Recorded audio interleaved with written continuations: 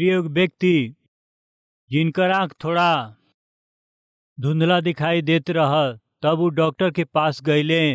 वो डॉक्टर उनकर मित्र रहले। जब वो डॉक्टर के पास गईले त वो डॉक्टर सगरी जांच करके बड़ा चिंतित भइले। कहले, काहे चिंतित हई? हमारा आँख जांच करके रोवा काहे चिंतित बानी? वैसे डॉक्टर मित्र से पूछले। तब डॉक्टर कहले, कुछ ना भाई, तू हमारा अच्छा मित्र हुआ, यही से बतावल बड़ा मुश्किल होत बाटे। का भइल भाई? कुछ नहीं, तोहरा आँख के जंचली, बहुत जल्दी तू अपना आँखें खो देबा। कुछ दिन में तू बिल्कुल देख ना पैबा।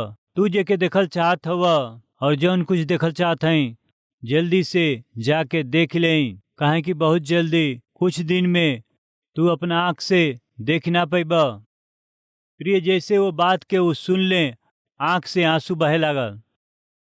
तब डॉक्टर कहले, जेके जाके देखे के बाद देखे कहला से तू ऐसे काहे रोवत हो भैया? बतावा काहे रोवत हो? तब वो कहले, समझ में आ गई। का समझ में आई? हमारा आँख कैसे जाता हमके समझ में आ गई। ई कहा तोहार आँख कहाँ जाए वाला बाटे, तोहके समझ में काहे आई? हाँ, समझ में आ गई। थोड़ा विस्तार से बतावा। कुछ ना भाई, कुछ सप्ताह पहले हमार प्रिय बेटी आके कहली, हे पिताजी, हम रउआ से कुछ कहल चाहत हई।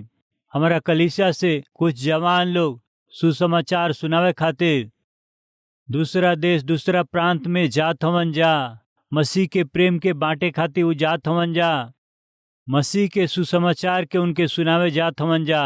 हम डॉक्टरी के पढ़ाई कैले बानी, हम एगो डॉक्टर हैं। यही से परमिशन देव तो हम उनकरा साथे जाके वहाँ रहे वाला गरीबन के इलाज करब, उनकरा साथ हम सेवा करब। हमके परमिशन दे पिताजी। परमिशन मंगला से हम कहले, बेटी, हम सब कुछ देख करके वो कष्ट से दुख से भरल सेवकाई में हम तो के ना भेज सकीला। बेटी, तू हमार अति प्रिय बेटी हो। सब कुछ देख करके हम तो के प्रभु के सेवा में ना भेज पाई। बेटी, ये कोनो अच्छा हॉस्पिटल में काम कर, काहे कि यहाँ तुम्हारा अच्छा नाम है, यहाँ जॉब कर। बेटी, हम ही देख करके परमेश्वर की सेवा में तोहरा के ना भेज पाए।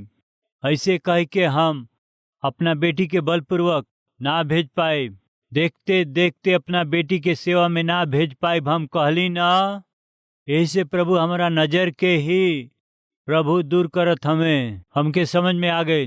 प्रिय भाई बहन लोग, सावधान। एकरा से पहले कि हमनी के नजर जाओ, एकरा से पहले कि हमनी के ताकत चल जाओ, एकरा के पहले कि आवाज चल जाओ, हमन मसीह के विषय प्रचार करी त अच्छा बा। हमन के दृष्टि रहत रहत ना सुखे वालन के परिचय मसीह से कराई तो अच्छा होई। प्रिय डीएल मूडी नाम के सेवक एक दिन रोड से जात समय उनके को जवान लड़का दिखाई दिलस।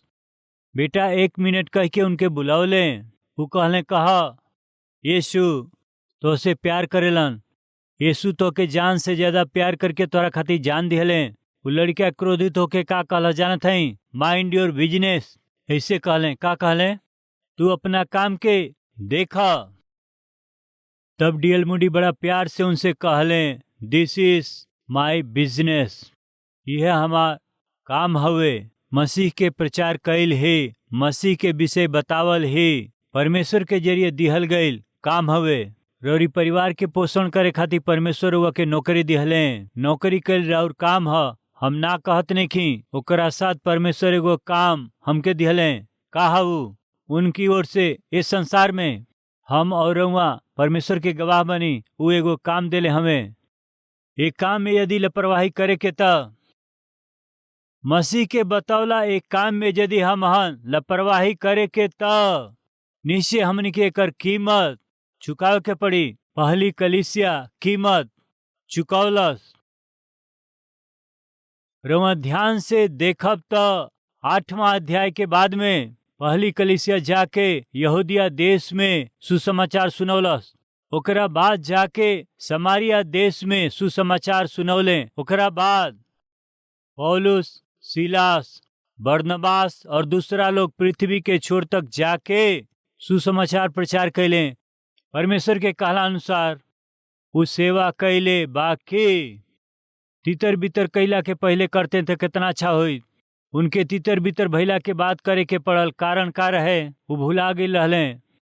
परमेश्वर एकरा के निश्चय रूप से बाइबल में लिखवाले। यही से भाई बहन लोग, एकरा से पहले कि परमेश्वर हमनी के तितर बितर करें, एकरा से पहले कि परमेश्वर हमनी के ऊपर बड़ा उपद्रव के लेके आवे, परमेश्वर हमनी पर उपद्रव भेजला के पहले आई हमन के जिम्मेदारी के पूरा करें जा। प्रिय, हम काहे के रहुआ के आई जा भारत के कोना कोना में हमनी के सुसमाचार के कलवरी आवाज के द्वारा पहुंचाई जा, बताई ला जानत हई। कलवरी आवाज के सहायता करी, मदद करी जा। ऐसे काहे हम बुलाहट देनी जानत हई। हम करोड़पति बनी खातिर ना, हमन करोड़ों लोगन तक मसीह के प्रेम के संदेश के पहुंचा के उनके मसीह के पास लियावे के बाटे। ये परमेश्वर के दिहल हमनी के जिम्मेदारी है, ये परमेश्वर के दिहल हमनी के बुलाहट है। वो जिम्मेदारी के जाने वाला एगो सेवक के रूप में, वचन के जाने वाला संदेशवाहक के रूप में हम कहत हई। प्रिय, हमन के तितर बितर नहीं होके के ता हमन के सुसमाचार के फैलावे के बाटे, मसीह के गवाह बन के हमनी के जिए के बाटे। यदि ऐसे ना जिए के ता निश्चय रूप से हमनी के कीमत चुकावे के पड़ी। प्रिय पिता, वह कहत हमें समझ में आ गई। काहे हमरा आंख से अब दिखाई ना दे, हमके समझ में आ गई। हमार बेटी प्रभु के गवाह बन के जियब, प्रभु के काम के हम करब। सुसमाचार सुनावले टीम के साथ हमहू जाए। वचन सुनाव खातिर हम ना बुलावल गईल हैं, बाकी मसीह के प्रेम के कार्य में दिखावे खातिर हम जाए। पिताजी कहला से देखत देखत तू हमार प्रिय बेटी हो, हम तोहरा बिना ना रह पाए, इतना दूर हम तो के ना भेज पाए कहले। यही से परमेश्वर हम ना देख पाई, ऐसे करत हमें। प्रिय भाई बहन सावधान, आज रउआ जवान कमाई कमात हई उमे से, और रउआ जौन व्यापार करत हई और जौन आमदनी बा ओइमा से दसवांश दे के परमेश्वर के भवन में भोजन होके, यानी वचन भरपूरी से बांटल जा सके। रउआ मदद ना करीला, रउआ ना ही सुसमाचार सेवा के सहायता करीला तो, और ना ही व्यक्तिगत रूप से रउआ सुसमाचार सुनाइला, और ना ही रउआ मसीह के गवाह बन के जीला। यही से प्रभु में विनती करत हई, ई रउआ खातिर भला नहीं खे। प्रिय भाई बहन, अपना जिम्मेदारी के निभाई जा। भारत देश के 29 राज्य में, जौना राज्य में जौन भाषा बोलल जाला वही भाषा में मसीह के सुसमाचार के फैलावल हमहन के जिम्मेदारी हवे। ये वास्तविकता और ये सच्चाई के मत भूली, प्रभु में निवेदन बा। प्रिय, आई जा फिर से एक बार पढ़े के प्रेरितों के काम 8वां अध्याय ओकरा 4था वचन से पढ़े के। जे तितर बितर भइल रहे ओ सुसमाचार सुनावत फिरले, उस संगति से दूर हो गईले। प्रेरित लोग के शिक्षा और उनकरा कलीसिया के संगति, रोटी तोड़ल, प्रार्थना कैल, ये सब में वो बड़ा आनंदित रहले। बाकी सुसमाचार सुनौला बिना, यहूदिया के लोगन के सुसमाचार ना सुना के, समारिया में ना सुखे वाला लोगन के ध्यान ना दे के, आत्मिक जीवन में भला का बटे हमनी खातिर इस सोच के उहमे जीवन बितावत रहलन जा। परमेश्वर का कहले वो कलीसिया के तितर बितर कर दिहले, बड़ा उपद्रव के अनुमति दिहले। जब उपद्रव भइल त फिलिपुस नाम के चेला का कहले, देखे के बाइबल में बा, आई 5वां पद। और फिलिपुस समारिया नगर में जाके लोगन में मसीह के प्रचार करे लगले। कोना नगर गईले? समारिया नगर गईले। काहे उनके जाए के पड़ल? परमेश्वर के इच्छा रहे। बाकी वो कब गईले? तितर बितर भइला के बाद। प्रिय, परमेश्वर तितर बितर कैला के बाद या कोनो बड़ा उपद्रव के हमनी पर अनुमति देला के बाद, हमन जौना आशीष के पौले बानी वो आशीष के पकड़ करके वही माँ खुश हैं, तो वो आशीष के परमेश्वर हिला के रख दे। ओकरा बाद में का तब प्रभु के सेवा में जाए के, या फिर इस सच्चाई के जान के, ये वास्तविकता के जान के कुछ समय के अपना रिश्तेदारन के साथ मित्र लोग के साथ में, सहकर्मी लोग के साथ थोड़ा समय अलग करके 2000 बरिस पहले का घटना घटल, मसीह के वो सच्चा सुसमाचार के त्याग से भरल वो शुभ संदेश के बतावे के कोशिश करी तो कितना अच्छा होई। ऐसे कैला से का होखी, आइन जे देखी जा 8वां पद के, और वो नगर में बड़ा आनंद छा गईल, समारिया नगर आनंद से भर गईल, कारण जानत हई सुसमाचार प्रचार कैल गईल। प्रिय ध्यान से सुनी, एगो लड़का अपना माता से हमेशा घृणा और द्वेष करत रहले, नफरत करत रहले। जन्म तो हमके दिहली बाकी हमरा के पालन ना कैली, जब पालन पोषण ना कैली तो जन्म काहे दिहली, जन्म दे के हमके अनाथ करके चल गईली, कहाँ गईली केकरा साथे गईली, ऐसन कह के कोसत घूमत रहले। कारण का रहे कि उनकर माँ के ह उ ना जानत रहले। अपना माँ के कोसत और निंदा करके घूमे वाला लड़का एक दिन चबूतरा पे एगो दादा बैठल हन तो जाके उनकर पास बैठले, बात करे लगले। बात कैला के बाद माँ के बात उठल, तब माँ के भला बुरा कहे लगले। तू का जानत हो दादा हमरा माता के विषय में, वो हमके पैदा करके चल गेली, पाल ना सकली, पता नहीं कहाँ गईली पापिन स्त्री। जब पाल ना सकत रहली, माँ के प्यार ना दे सकत रहली, तो पैदा कैला के का जरूरत रहे। जब वो अपना माता के विषय में ऐसा बुरा कहत रहले तो दादाजी पूछले कि तू अपना माँ के विषय में इतना बुरा कहत हुआ, असली में तू कहाँ रहेला। उहे दादाजी पास के गली में, पास के गली में, पास के गली में कहाँ रहेला, वही आखिरी घर में हम रहेला। वो जवन बहुत पहले जर गईल रहे, हाँ वही जवन जर के राख हो गईल रहे, हाँ वही घर में मरत हई हम। का कहला, वो महान महतारी के बेटा हुआ का, कौन सा माँ। तब वो दादाजी कहले, हाँ बेटा, उजे जर गईल रहे वही घर में रहेला का, बतौली ना, वो जवन जर गईल रहे वही घर में मरत हई। तब फिर तो हर माँ महान है बेटा। चुप रहा दादा, वो पापिन स्त्री के महान माँ काहे कहत हवा। हाँ बेटा, वो माँ के हई जानत नहीं कैसे कहत हवा, वो माँ के तू कोसत हवा। वो माँ के विषय में, तोहरी माँ के विषय में हमके मालूम बा। का मालूम बटे, जब तुम बड़ा छोटा रहला, जब तुम झूला में झूलत रहला, तोरा खातिर दूध लेबे गईली, जैला के बाद दुर्घटना से वो घर में आग लग गई और पूरा घर जलत रहे। जब तोहर माता लौट के अली, पूरा घर जलत रहे, तू झूला में झूलत रहला त सगरी गांव के लोग आ गए, बाकी कुछ ना कर पावले।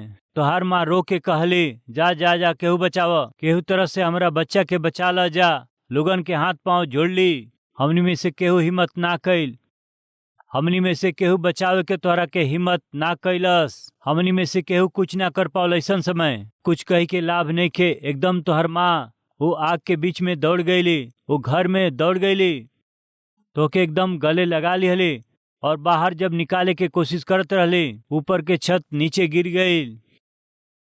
ए बीच में हमनी के पानी लेके अली जा, वो आग के बुझा दिली जा, बाकी देखला से तोहर माँ एकदम जल गई रहली। वो जरल माँ के जब हमन किनारे कैली तो तू ओकरा गोद में जीवित और सुरक्षित रहला। तोहके बचावे खातिर तोहर माँ वहाँ जान दिहला पर भी ऐसन महान माँ के तू भला बुरा कहत हवा। वो जवान कहलन, ये हमार गलती ना हवे दादाजी। तो केकर गलती है, वो तोहार गलती है दादाजी। हमार माँ कितना प्रेमी है और कौना तरह से हमरा खातिर वो प्राण दिले है, जान के भी बतौला बिना उस समाज के गुप्त रखले बही से हम अपना माँ से बैर करत रहली। हाँ जी, आज बहुत से लोग मसीह के विरोध और द्वेष करत हमें, कारण जानत हैं वो मसीह के प्रेम के जे लोग जानत हवे वो लोग खामोश हमें, यही खातिर से मसीह के प्रेम के और क्रूस पर बलिदान भइल वो जाने वाला लोग केहू के बतौला बिना मुंह बंद करके रखेलन। यही से जे चाहे जे जैसन चाहे जे यीशु के बारे में बोलत हमें। प्रिय भाई लोग, खामोश मत रही जा। ये संसार में मनुष्य से अधिक जान से प्यार करे वाला परमेश्वर कहला से वो खाली एगो हमें, और ऊ हमें हमार प्रभु यीशु मसीह। प्रिय, संसार में मनुष्य के जरिए कईल गईल पाप के बदले में भयंकर दंड मिली और ऊ दंड हवे नरक के दंड। प्रिय, वही भयंकर नरक के दंड से बचावे खातिर के मनुष्य के रूप में ये जगत में आके और वो मानव जाति खातिर जे प्राण दे दिहल बा उद्धार करता यदि कहला से केहू बाटे तो यीशु मसीह हमें। काहे प्रभु यीशु मसीह के अपना प्राण के देवे के पड़ल जानत हई? प्रेम के कारण। काहे प्रभु यीशु मसीह हमनी खातिर बलिदान भइले जानत हई का? हमहन के बचावे खातिर। आज ये बात के सुने वाला भाई और बहन लोग, वो यीशु मसीह के जनला के बाद रउआ के चुप रहला के जरूरत ना है। प्रिय, एगो राजा के साथ हमेशा एगो मंत्री रहले और यीशु मसीह के बारे में हमेशा बतावत रहले।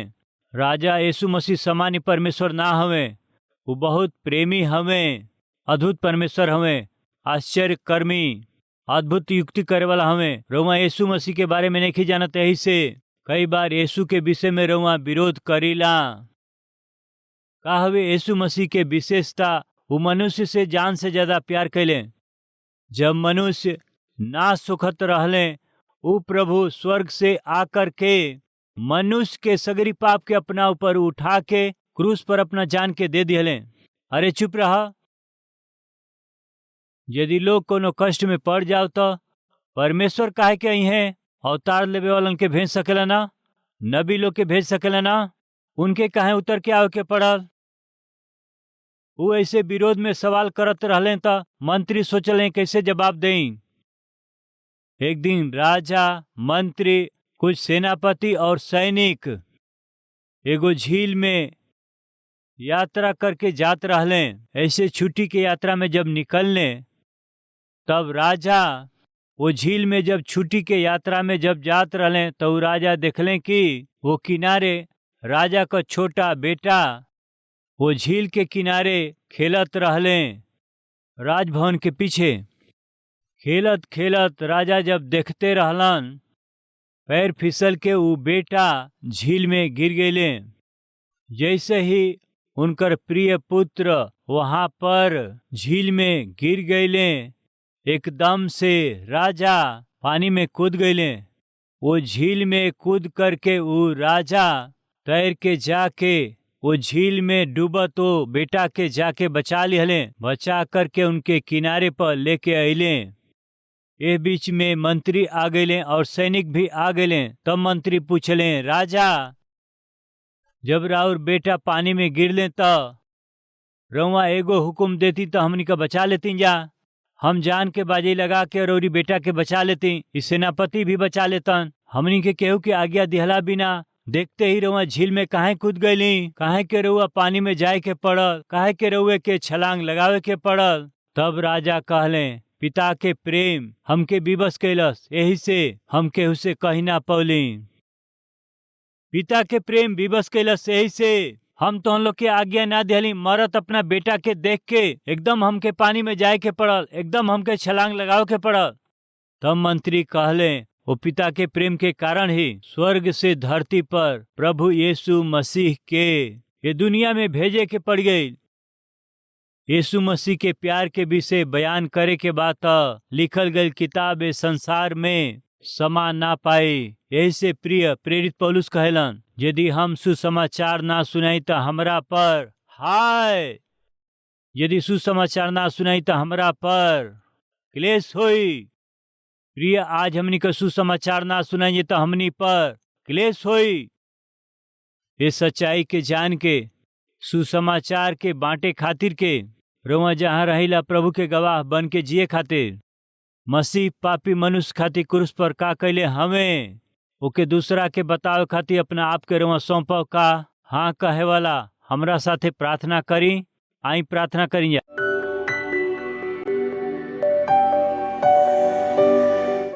पवित्र परमेश्वर पिता, सीधा और साफ हमनी से बात कैली हाँ।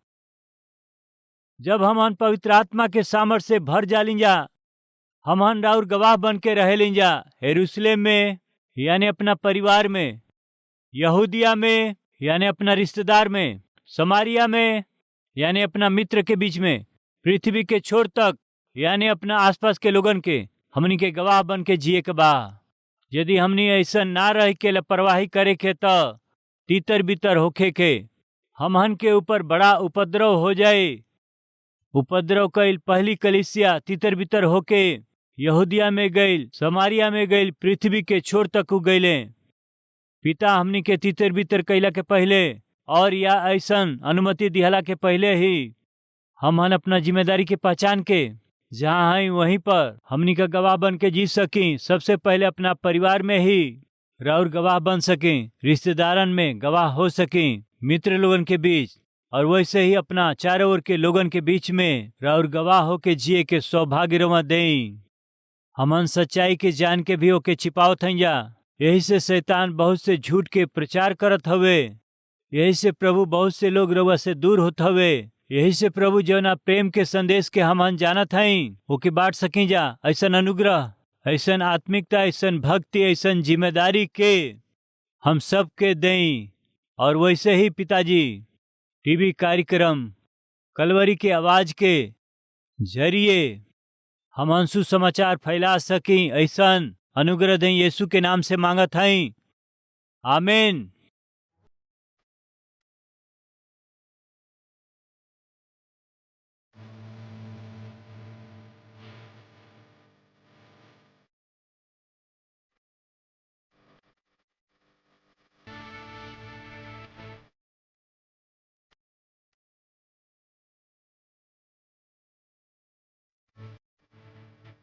हमार पता बा Calvary, post box number 30, Kukatpally, Hyderabad 72।